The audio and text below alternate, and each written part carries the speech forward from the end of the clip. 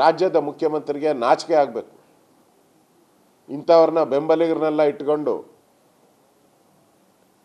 ನೀವು ರಾಜ್ಯವನ್ನು ನಡೆಸ್ತಾ ಇದ್ದೀರಾ.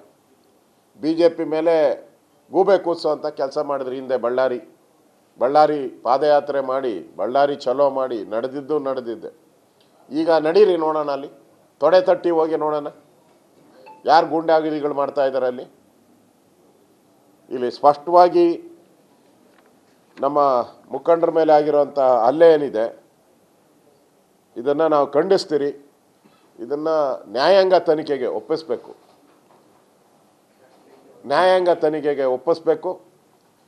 ಇಲ್ಲಿ ಪೂರ್ವ ಯೋಜಿತವಾದಂಥ ಈ ಕೆಲಸ ನಾಳೆ ಬೇರೆ ಜಿಲ್ಲೆಗಳಿಗೂ ಹಬ್ಬಬಾರ್ದು.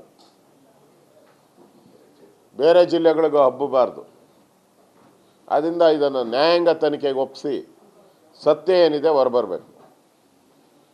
ಅವ್ರ ಮನೆ ಹತ್ರ ಯಾಕೆ ಹೋಗ್ಬೇಕಾಯಿತು ಪ್ರಶ್ನೆ, ನಮ್ಮದು ಮೊದಲ ಪ್ರಶ್ನೆ. ಅವ್ರ ಮನೆ ಹತ್ರ ಹೋಗಿ ಅವ್ರ ಮನೆ ಕಾಂಪೌಂಡ್ಗೆ ಯಾಕೆ ಕಟ್ಟಬೇಕಾಯಿತು? ನೀವು ಊರೆಲ್ಲ ಕಟ್ಟಿದ್ರೂ ನಾವು ಯಾರು ಕೇಳ್ತಾ ಇದ್ರು ನಿಮ್ಮನ್ನು? ಮನೆ ಒಳಗಡೆ ಹೋಗಿ ಕಟ್ಟಿದ್ದು ಯಾಕೆ? ಪೊಲೀಸರು ಅಲ್ಲಿಂದ ಓಡಿಸಿದ ಮೇಲೂ ಮತ್ತೆ ಗುಂಪು ಕಟ್ಕೊಂಬಂದು ಮತ್ತೆ ಹಲ್ಲೆ ಮಾಡೋ ಪ್ರಯತ್ನ ಯಾಕೆ ಮಾಡಿದ್ದು? ಶ್ರೀರಾಮುಲುವನ್ನು ಅಲ್ಲಿಂದ ತಳ್ಳಾಕುವಂಥದ್ದು ಒಬ್ಬ ರಾಜ್ಯ ನಾಯಕ ಶ್ರೀರಾಮುಲು ಅವ್ರನ್ನ ತಳ್ಳಿದ್ದಾರೆ, ಅವ್ರ ಮೇಲೂ ಹಲ್ಲೆ ಮಾಡೋ ಪ್ರಯತ್ನ ಮಾಡಿದ್ದಾರೆ. ಜನಾರ್ದನ್ ರೆಡ್ಡಿ ಮೇಲಂತೂ ಗುಂಡಾರಿಸುವಂಥ ಪೂರ್ವ ನಿಯೋಜಿತ ಕೆಲಸವನ್ನು ಮಾಡಿದ್ದಾರೆ.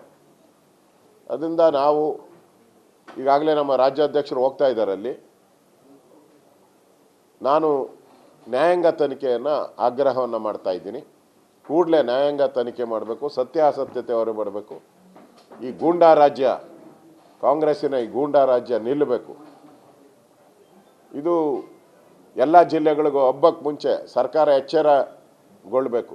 ಇಲ್ಲ ಅಂದರೆ ಇದರ ವಿರುದ್ಧ ಹೋರಾಟ ನಾವು ಮಾಡ್ತೀರಿ.